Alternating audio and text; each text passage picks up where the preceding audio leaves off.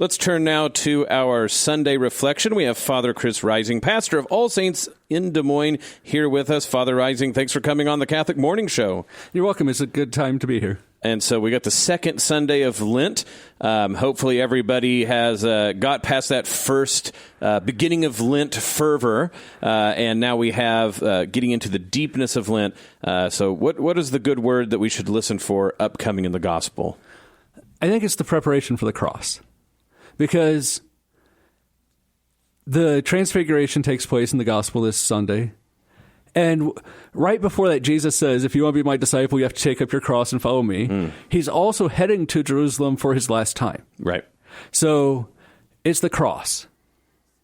But I think if we were in the apostles' shoes, it'd be a Debbie Downer, right? You're going off to die. Now what? We have a great, great privilege that we know that at the end of this Lent, we're going to celebrate the resurrection. Right. The apostles didn't have that.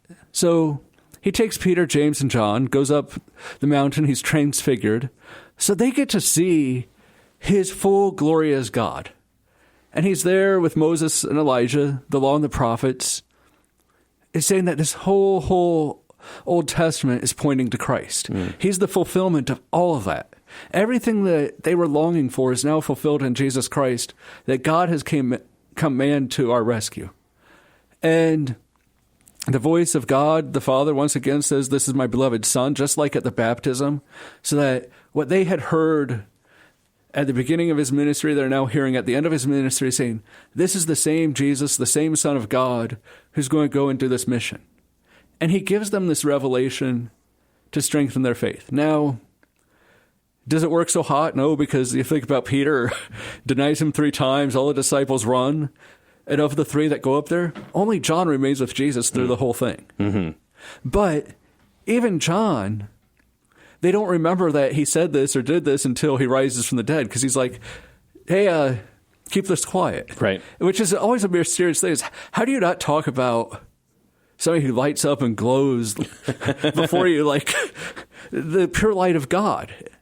But obviously, they were overwhelmed by what was coming with the crucifixion. They were overwhelmed with that. But Christ was securing them and strengthening their faith so that they could strengthen the other apostles and disciples along the way and as everything came to pass. And I think it's sometimes, too, that we forget that sometimes along the way, Christ will continue to give us little glimpses into his divinity during Lent when we're suffering, during life when we're suffering, that if we just keep turning back to him, we see his divinity shining in different places we may not have expected, because he's preparing us for the cross, but saying, there's resurrection on the other side. Yeah, it might be that, until they understood the cross and the resurrection, this was just an event that was too big for words.